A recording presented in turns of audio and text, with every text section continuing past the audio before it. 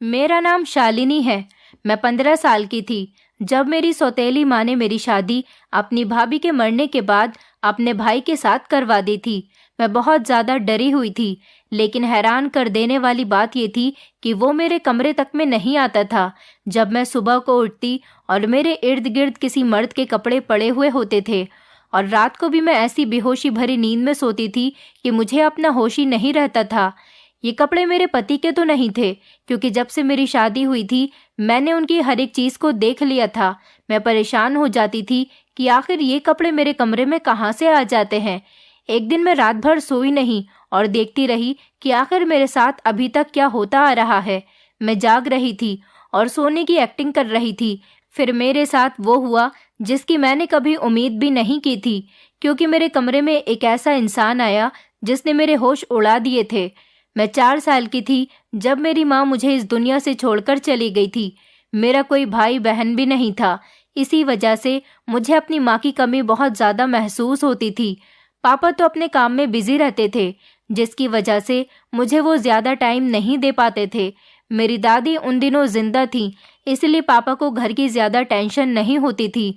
मगर उम्र के साथ साथ मेरी दादी भी बीमार रहने लगी थी। इस वजह से वो अक्सर पापा से कहती थी कि तुम दूसरी शादी कर लो।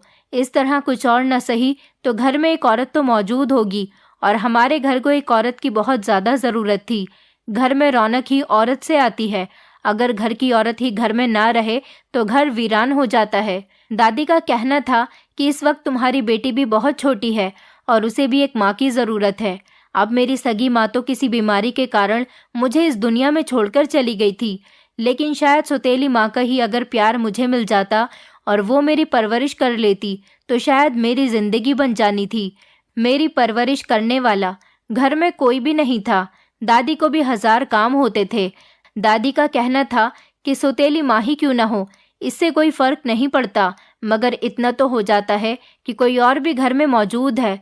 मगर मेरे पापा हर बार दादी से साफ इनकार कर दिया करते थे कि उन्हें किसी से भी शादी नहीं करनी है।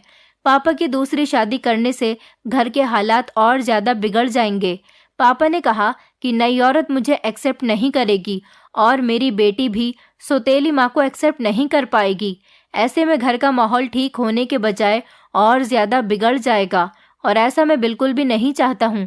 वक्त इसी तरह से गुजर रहा था और दादी दिन ब दिन अब बीमार रहने लगी थी। उनकी हालत ख़राब से ख़राब होती जा रही थी, क्योंकि उन पर घर का बहुत ज़्यादा लोड आ गया था। पापा को देखना, पापा के सारे काम करना, घर के काम करना और फिर मुझे भी संभालना दादी के लिए बहुत मुश्किल हो रहा था। दादी भी पापा की भलाई के लिए ही उनसे दूसरी शादी करने के लिए कह रही थी। ऐसे में पापा को कुछ समझ नहीं आता था कि वो क्या करें। वो घर के काम देखें, अपनी माँ की सेहत का ध्यान रखें और फिर उन्हें अपनी बेटी पर भी ध्यान देना होता था। इस सिचुएशन को देखते हुए पापा ने दूसरी शादी करने का फैसला कर लिया था, क्योंकि उन्हें एक यही सही रास्ता नज़र आ रहा था। इस सिलसिले में उन्होंने मेरी बुआ से बात की थी। उन्होंने पापा के लिए लड़की देखना शुरू कर दी थी। मेरी बुआ बहुत ही मॉडर्न ख्याल की थी। ऐसे में उनकी कोशिश यही थी कि वो पापा के लिए एक ऐसी लड़की पसंद करें जो उनकी जैसे ही मॉडर्न टाइप की हो। इसलिए पापा के लिए लड़की भी उन्होंने ऐसी ही देखनी शुरू कर दी थी। पापा का कहना था कि उनको कोई घरेलू औरत चाहिए जो घर बार अच्छी तरह से संभाल सके। मगर मेरी बुआ का ये कहना था कि अब अगर वो दूसरी शादी करने के लिए मान ही गए हैं तो उनके लिए कोई अच्छी सी कम उम्र और खूबसूरत लड़की वो खुद ही तलाश करेंगी, क्योंकि मेरी मम्मी सिर्फ नॉर्मल सी शक्ल की ही थी और मेरी मम्मी को मेरे पापा ने पसंद किया था। इसलिए इस मामले में मेरी बुआ पीछे ही रह गई थी और अब की बार वो अपनी ख्वाहिश को पूरा करना चाहती थी कि वो अपने भाई के लिए खुद रिश्ता तलाश कर सके। पापा के मना करने के बाद भी बुआ ने पापा से भी काफ़ी छोटी उम्र की लड़की तलाश कर ली थी। तंग आकर पापा ने सब कुछ छोड़ दिया था। पापा का कहना था कि वो जिस किसी भी लड़की से उनकी शादी कराना चाहती हैं, बस वो उनके घर को अच्छी तरह से संभाल ले और उनकी बेटी को अपनी बेटी समझकर उसकी परवरिश करे। इतना कहकर उन्होंने बाकी सारी जिम्मेदारी बुआ पर ही डाल दी थी और मेरी दादी, जो कि बीमार थी, उनको अस्पताल में एडमिट कर दिया गया था, क्योंकि उनकी तबीयत अब दिन ब दिन बिगड़ती चली जा रही थी।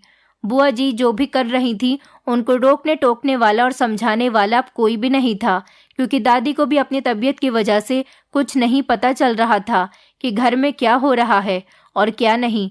मुझे तो कुछ समझ नहीं आता था, क्योंकि मैं उस वक्त 8 साल की थी। इसलिए ना तो घर को अच्छे तरीके से संभाल सकती थी और ना ही दादी का ख्याल रख सकती थी।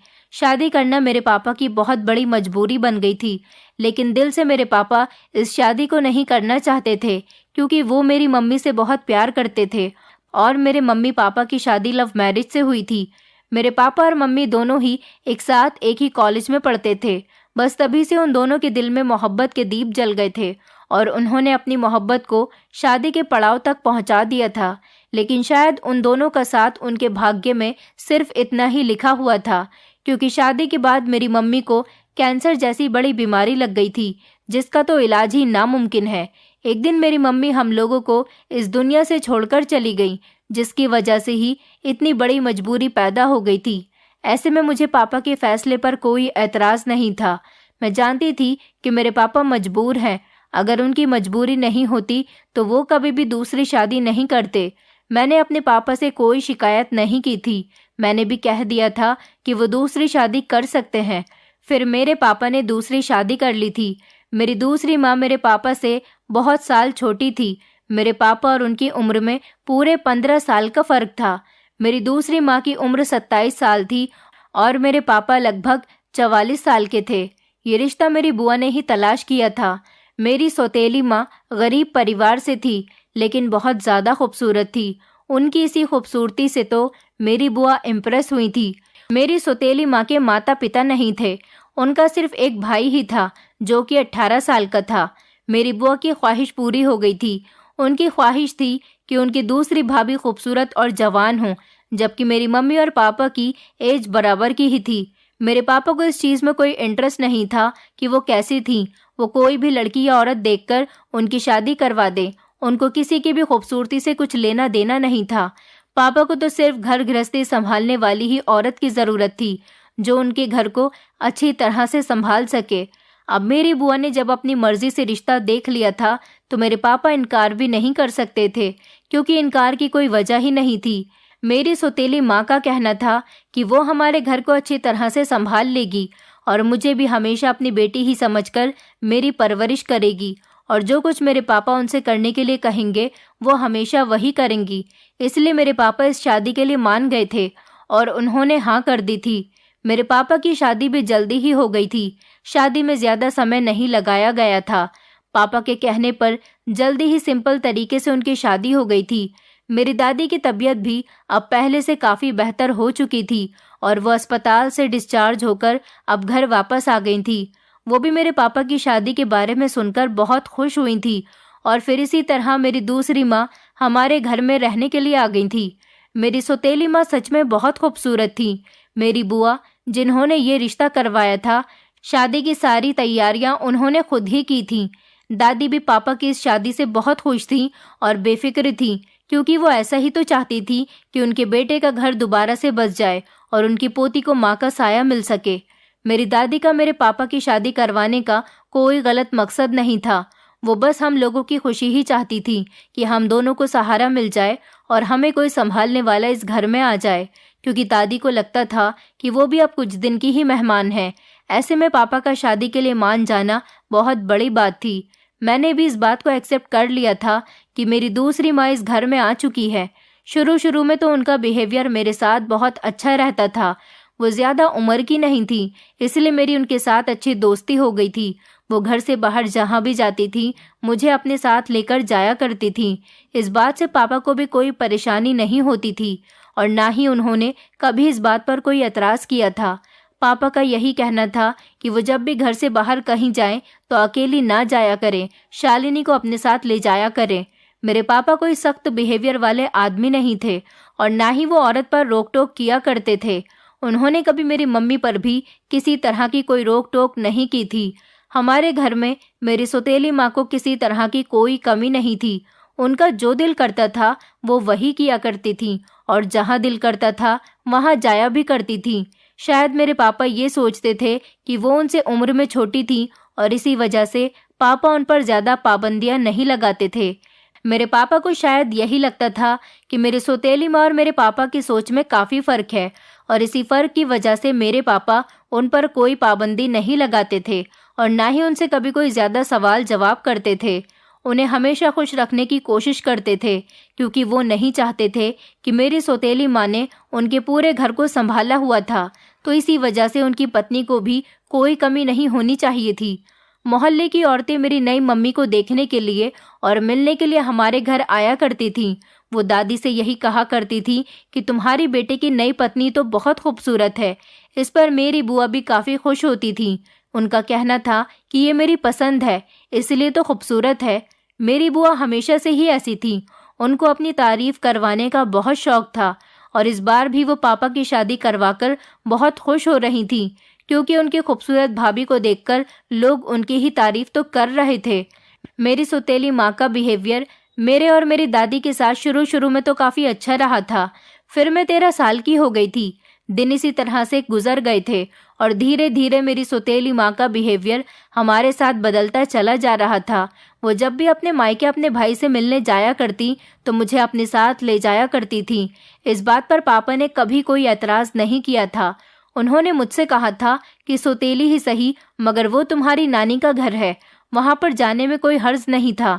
लेकिन वहाँ पर मेरी सौतेली माँ के भाई के अलावा कोई भी तो नहीं होता था। उनका भाई भी बड़ा अजीब था, देखने में किसी गुंडे के जैसा लगता था और मुझे बड़े घूर घूर कर देखता था। वो मुझे अपने भाई के साथ बैठने के लिए कहती थी। मुझे इस बात पर बहुत हैरत होती थी कि मेरी सौतेली माँ मुझसे अपने भाई के साथ बैठने के लिए क्यों कहती हैं। मैं उनके भाई से दूर ही रहने की कोशिश करती थी। ऐसे में मुझे वहाँ जाना अच्छा नहीं लगता था। वो अपने साथ मुझे ज़बरदस्ती अपने मायके ले जाया करती थी। मुझे उनके घर जाना बिल्कुल भी पसंद नहीं था, सिर्फ उनके भाई की वजह से। कभी कभी तो मैंने उनसे मना करने की भी कोशिश की थी, मगर ये सोचती थी कि मेरे मना करने पर शायद माँ को बुरा लग सकता है। यही सोचकर मैं उनके साथ चली जाया करती थी। मैं सोचती थी कि माँ का बिहेवियर मेरे साथ अच्छा है, ऐसे में अगर उनके साथ कहीं भी जाने से इनकार कर दूंगी तो उनको बहुत बुरा भी लग सकता है। और मैं नहीं चाहती थी कि मेरी कोई भी बात उनको बुरी लगे, क्योंकि पापा ने मुझे पहले दिन ही ये बात अच्छी तरह से समझा दी थी कि मुझे मेरी दूसरी माँ के साथ अच्छे तरीके से रहना है, उनकी हर बात को मानना है और उनको किसी बात पर भी परेशान या तंग बिल्कुल भी नहीं करना। पापा का कहना था कि मुझे कभी भी उन्हें सौतेली माँ नहीं समझना और अगर मैं उनके साथ अच्छे तरीके से रहूंगी तो वो भी मेरे साथ वैसे ही रहेंगी। अगर मैं उनके साथ अच्छा बिहेव करूंगी तो वो भी मेरे साथ हमेशा अच्छा बिहेवियर ही रखेंगी। और तो और दादी ने भी मुझे यही समझाया था। मैं हमेशा पापा और दादी की बात मान लिया करती थी। दादी और पापा हमेशा मेरी बहुत तारीफ किया करते थे कि मैं उनकी हर बात को आसानी से मान जाती हूँ। कभी मैंने किसी भी बात पर बहस नहीं की थी और ना ही कभी जिद की थी। पापा कहते थे कि तुम्हारी मम्मी भी ऐसी ही थी, वो भी कभी किसी बात पर बहस नहीं करती थी। मेरी मम्मी पापा की हर बात को मान जाती थी। दादी का कहना था कि मैं बिल्कुल अपनी मम्मी के जैसी ही हूँ, उन्हीं की तरह समझदार और अच्छी। जब तक मेरी मम्मी जिंदा थी उन्होंने मुझे यही सिखाया था कि कुछ भी हो जाए मुझे हमेशा पापा और दादी की बात को ही मानना है। पर बचपन से लेकर अब तक मैंने कभी भी पापा और दादी की किसी बात से इनकार नहीं किया था। वो जो भी कहते थे मैं खामोशी से मान जाया करती थी। इसी वजह से उनको मेरी यही आदत सबसे ज़्यादा पसंद थी। उनके साथ साथ मैं अपनी नई माँ की भी हर बात को मान लेती थी। वो भले ही मेरी सौतेली माँ थी, मगर मैं उनको दिल से अपनी माँ माना करती थी और उनको वही इज्जत दिया करती थी जैसी शायद मेरी सगी माँ जिंदा होती तो मैं उन्हें भी उसी तरह की इज्जत देती जिस तरह की अपनी सौतेली माँ को दे रही थी। मुझे उनसे अपनी सगी माँ जितनी मोहब्बत हो गई थी, मगर फिर भी मैं उनको इज्जत देने की भरपूर कोशिश किया करती थी और चाहती थी कि उन्हें कभी मेरी वजह से किसी तरह की कोई परेशानी न हो। मेरी हमेशा यही कोशिश हुआ करती थी कि उनको मेरी कभी भी किसी बात का बुरा न लगे। वक्त इसी तरह से गुजरा जा रहा था। मेरी सौतेली माँ हर दूसरे तीसरे दिन अपने मायके जाया करती थी। उन्होंने अपने भाई की शादी करवा दी थी, लेकिन उनके भाई की पत्नी अपनी शादी के 6 महीने बाद ही मर गई थी। उनका भाई फिर से अकेला रह गया था। मेरी माँ को चाहिए था कि वो अपने भाई की दूसरी शादी करवा दे, लेकिन वो अपने भाई के पास घंटों बातें करके आती थी। मैं खामोश रहती थी। कुछ वक्त तो ऐसे ही चलता रहा था। मेरी नई माँ का बिहेवियर अभी भी मेरे साथ बहुत अच्छा था, लेकिन ये सिर्फ तब तक ही अच्छा था जब तक मेरी दादी जिंदा थी। मेरे पापा की शादी को कई साल हो गए थे। मेरी दूसरी माँ के पास अभी तक कोई औलाद नहीं थी। दादी बहुत बीमार रहने लगी थी और फिर एक दिन वो हमें इस दुनिया से छोड़कर चली गईं। मेरी दादी के मरते ही मेरी सौतेली माँ का बिहेवियर भी अब बदलने लगा था। वो अब छोटी छोटी बात पर मुझसे गुस्सा करने लगी थी, लेकिन मैंने ये बात कभी पापा को नहीं बताई थी। मैं नहीं चाहती थी कि मेरी वजह से पापा को किसी भी परेशानी का सामना करना पड़े। मैं उनकी हर बात को खामोशी से बर्दाश्त कर जाया करती थी। मैंने कभी अपनी सौतेली माँ को किसी भी बात पर पलटकर जवाब नहीं दिया था और यही वजह थी कि ये घर अभी तक कायम था। अगर उन्हीं की तरह मैं भी बात बात पर लड़ती झगड़ती रहती या फिर छोटी छोटी बात पर गुस्सा करके बैठ जाती तो इस घर का सुकून खत्म हो जाता, और मैं ऐसा बिल्कुल भी नहीं चाहती थी, क्योंकि मैं अपने पापा की परेशानी को अच्छी तरह से जानती थी। वो इस घर में हमेशा खुशहाली देखना चाहते थे। ऐसे में मेरा खामोश रहकर सब कुछ बर्दाश्त करना ही सबसे ज्यादा बेहतर था, और मैं हमेशा ऐसे ही करने की कोशिश करती थी। वक्त इसी तरह से गुजरता चला जा रहा था, मगर मेरी सौतेली माँ के बिहेवियर में कोई चेंजेस नहीं आए थे। वो मुझसे सारे घर का काम भी करवाया करती थी, मगर मेरे पापा इन सब बातों से पूरी तरह अनजान थे, क्योंकि वो घर पर कम ही मौजूद हुआ करते थे। वो सारा दिन अपने काम पर ही होते थे। इसी वजह से मेरे पापा घर की किसी भी बात को नहीं जानते थे। वो सुबह को घर से निकलते थे तो रात को ही घर में घुसते थे। उनकी ज्यादा छुट्टियां भी नहीं होती थीं। मैं उनको कोई भी बात बताकर ज्यादा परेशान नहीं करना चाहती थी। साल इसी तरह से गुजर रहे थे और मेरी सौतेली माँ का बिहेवियर दिन ब दिन बदलता चला जा रहा था। मेरी बुआ जी को इस बात के बारे में अच्छी तरह से पता था, मगर उन्होंने भी कभी उनको समझाने की कोशिश नहीं की थी। उनका यही कहना होता था कि गलती कहीं न कहीं शालिनी की ही होगी।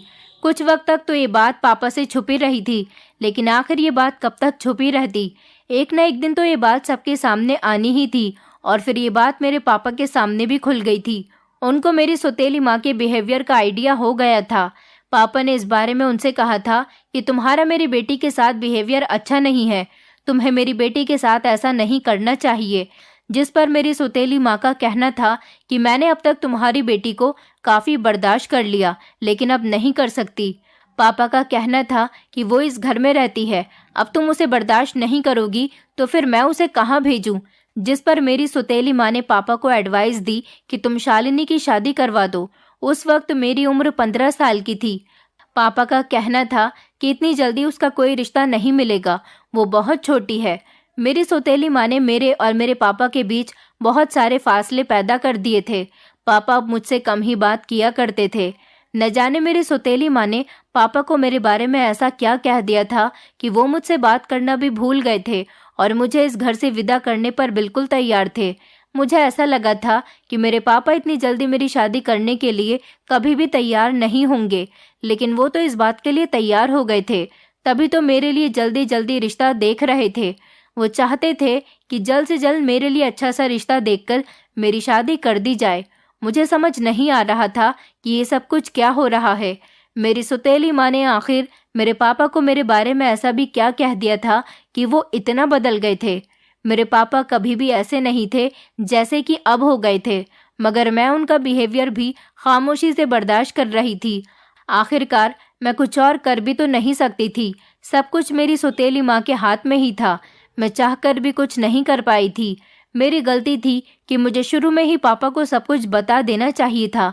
अगर उस वक्त मैं पापा को अपनी सौतेली माँ के बारे में बता देती तो आज मेरे बारे में वो कुछ भी गलत कहने या करने के बारे में सोचती तक नहीं कि वो पापा के पीछे हर रोज अपने मायके जाती हैं और उनका भाई मुझ पर गलत नजर रखता है। लेकिन क्या किया जा सकता था। मैं मजबूर थी, लाचार थी। मेरी साइड लेने वाला अब कोई नहीं था। मेरा वक्त भी गुजर रहा था। अच्छा क्या था, बुरा क्या था, बस गुजर रहा था। और फिर धीरे धीरे मुझे पता चल गया था कि मेरी सौतेली माँ ने मेरे पापा को मेरे बारे में क्या कहा था। उन्होंने मेरे पापा से कहा था कि मेरा मोहल्ले में किसी लड़के के साथ अफेयर चल रहा है।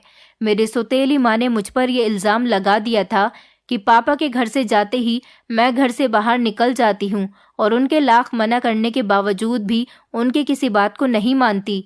मेरी सौतेली माँ ने अपनी सच्चाई को साबित करने के लिए एक दिन मुझे धोखे में रख दिया था। मेरे साथ एक बहुत बड़ा नाटक किया था। उन्होंने एक दिन पापा को काम से जल्दी घर आने के लिए कह दिया था, क्योंकि मेरे पापा उनकी इस बात पर यकीन नहीं कर पा रहे थे कि उनकी बेटी का किसी के साथ अफेयर चल रहा है, क्योंकि पापा मुझ पर बहुत भरोसा करते थे। उन्हें पता था कि उनकी बेटी ऐसा कभी कुछ नहीं कर सकती। पापा को इस बात का यकीन दिलाने के लिए उन्होंने मुझे बेवकूफ़ बनाया था और दोपहर के टाइम पर मुझे पड़ोस वाले घर में थोड़ी देर के लिए भेज दिया था। मैं जाने के लिए इनकार भी कर रही थी, मगर उन्होंने मुझसे कहा था कि पड़ोस वाली आंटी तुम्हें बहुत याद करती हैं। उन्हें लगता है कि मैं तुम्हारी सौतेली माँ हूँ, इसलिए तुम्हें घर से बाहर नहीं निकलने देती। लेकिन मैंने तो तुम्हें हमेशा सगी माँ की तरह प्यार किया है। तुम आज उनके घर चली जाओ और थोड़ी बहुत देर बैठकर ही वहाँ से आना। और उन्होंने कहा था कि मैंने तुम्हारे पापा को ये बात बता दी है और तुम्हारे पापा से पड़ोस में आने जाने की परमिशन भी ले ली है। तुम बेफिक्रे से जा सकती हो, और अगर फिर भी तुम्हारे पापा ने तुम्हें कुछ कहा तो मैं खुद उन्हें संभाल लूँगी। वो मुझे कुछ नहीं कहेंगे। उनकी इज्जत की बात है। अगर उन्होंने मुझे पड़ोस में नहीं भेजा तो लोग समझेंगे कि सौतेली माँ बच्ची को घर से बाहर तक नहीं निकलने देती। मैंने उनकी बात का यकीन कर लिया था और यही मेरी सबसे बड़ी गलती थी, जिसकी मैंने बहुत बड़ी सज़ा काटी थी। मुझे उन्हें साफ मना कर देना चाहिए था, मगर मैंने ऐसा नहीं किया था। इतना सब कुछ होने के बाद भी मैं उनकी बातों में आ गई थी और उनके कहने पर पड़ोस में चली गई थी। उस दिन मेरे घर से निकलने पर मेरी ज़िंदगी बदल गई थी।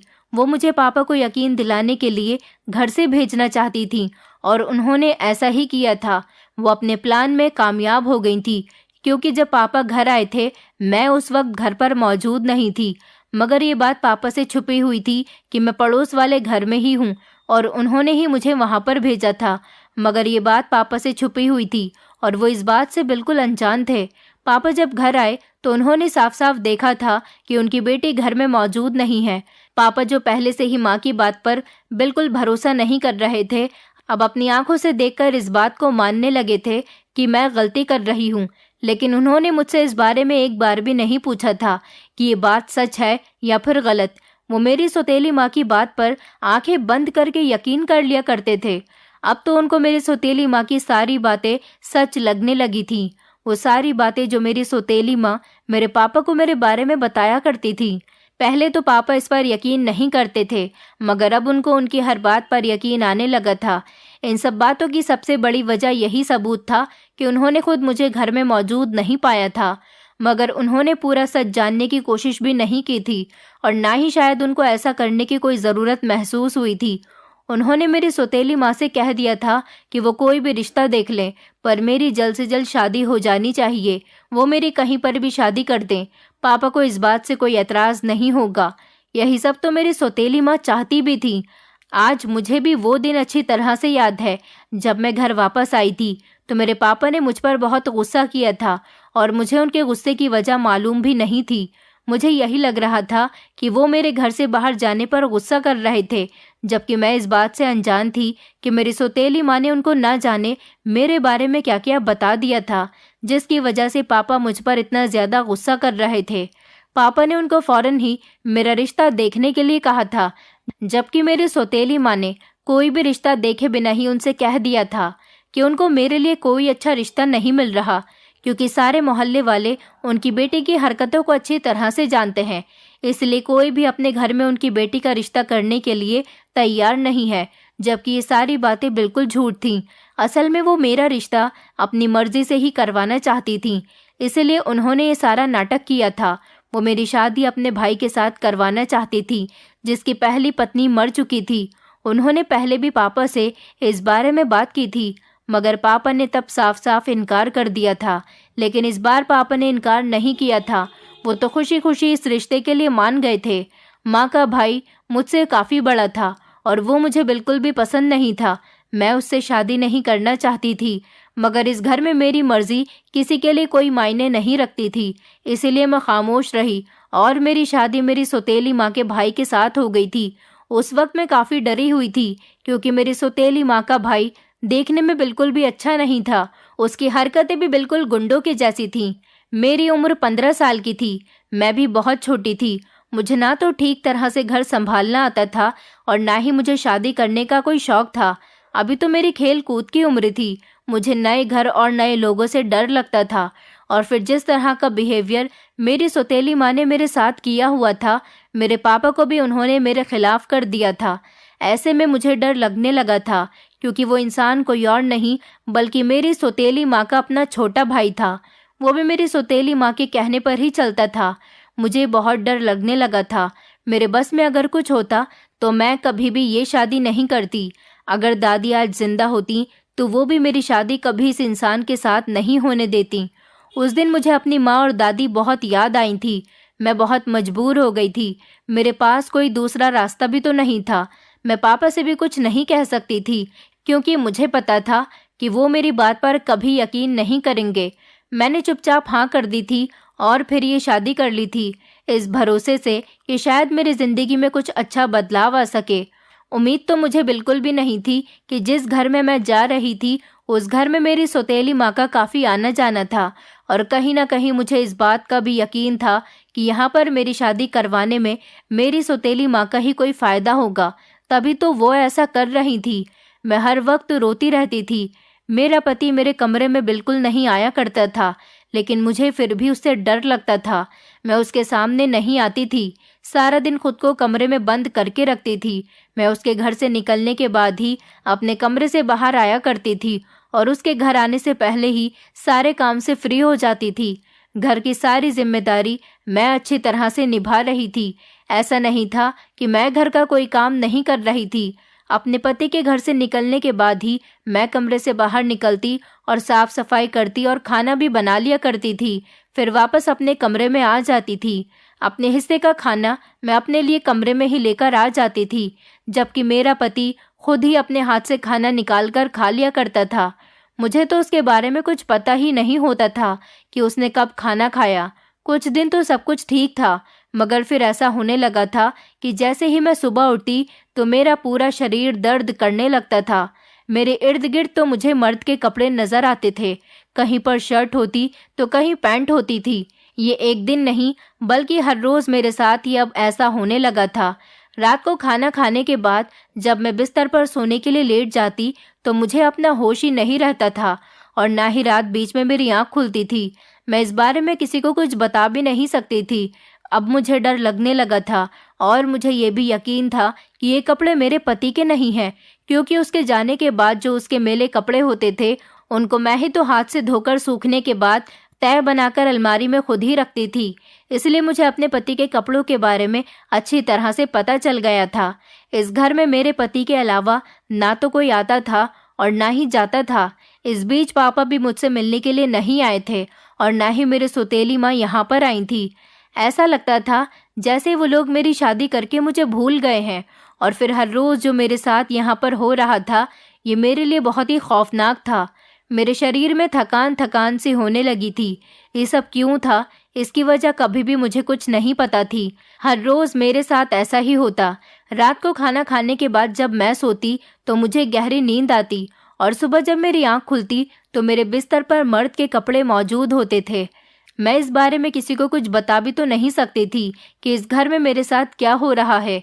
एक दिन मैं इस बात से बहुत ज़्यादा परेशान थी। मैंने सुबह से लेकर रात तक का खाना नहीं खाया था, और मैं अपना खाना खाए बिना ही सोने के लिए बिस्तर पर लेट गई थी। मगर बड़ी हैरानी की बात थी कि आज मुझे नींद नहीं आ रही थी। रात के लगभग 3 बज रहे थे। मेरे कमरे की लाइट बंद थी और मेरा पति बाहर आंगन में ही सोता था। मैंने देखा कि मेरे पति ने लाइट ऑन कर दी थी। दरवाजे पर कोई आया था। मेरा पति उससे धीरे धीरे कुछ बात कर रहा था। तभी अचानक किसी ने मेरे कमरे का दरवाज़ा खोल दिया और वो मेरे कमरे में आ गया। मुझे डर लग रहा था। मैं अब और बर्दाश्त नहीं कर सकती थी, इसलिए मैंने जैसे ही लाइट ऑन की तो ये कोई अनजान मर्द था। इस आदमी को देखकर तो मेरे होश उड़ गए थे। ये आदमी मेरे साथ जबरदस्ती करने की कोशिश कर रहा था। मैं जोर जोर से चिल्ला रही थी, पर मेरे पति को मेरी कोई आवाज़ ही नहीं आ रही थी। मैं अपने आप को इस इंसान से छुड़ाने की बहुत कोशिश कर रही थी। मैं समझ गई थी कि इस घर में मेरे साथ मेरी इज्जत के साथ खिलवाड़ किया जा रहा है। मेरी कुछ समझ नहीं आ रहा था कि मैं अब क्या करूं। मैं बहुत परेशान थी कि इस इंसान ने मुझे अपने बस में किया हुआ था। मैंने जल्दी से अपने बेड के बराबर में रखा हुआ स्टूल उठा लिया और इस आदमी के सर पर दे मारा।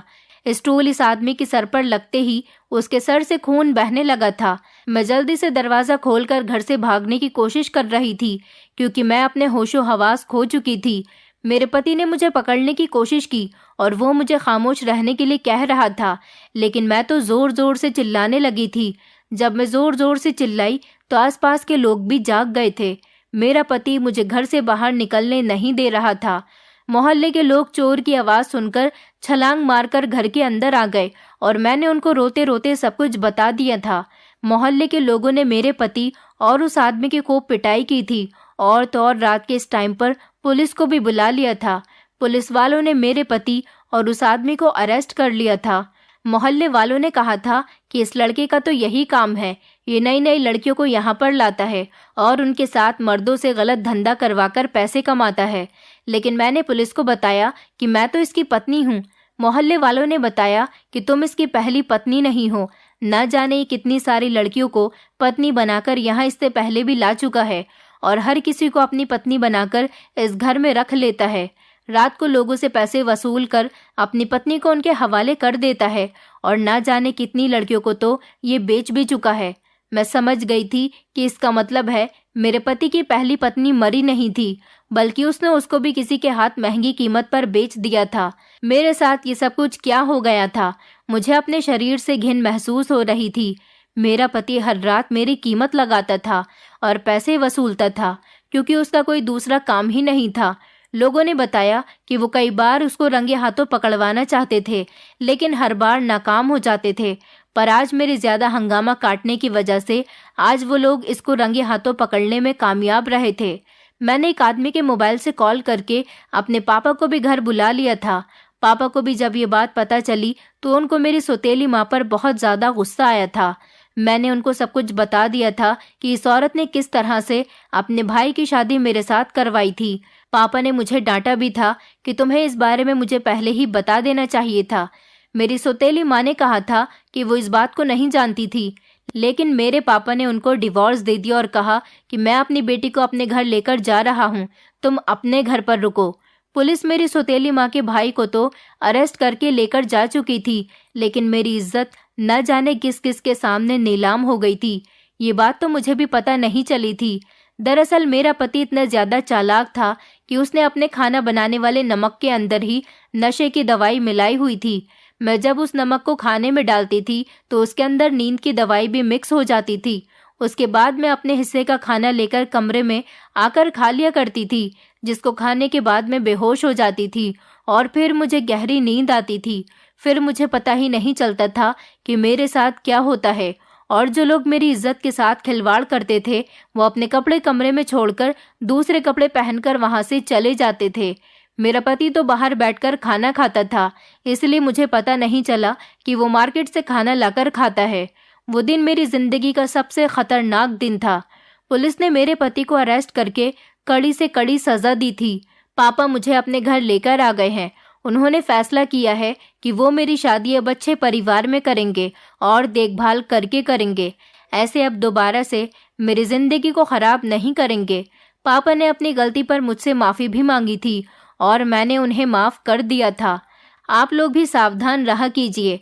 ऐसे किसी पर इतना भरोसा मत करिए कि आप अच्छे और बुरे में फ़र्क समझना ही भूल जाएं और इतना बड़ा कदम उठा लें कि जो आपके लिए बाद में हानिकारक साबित हो।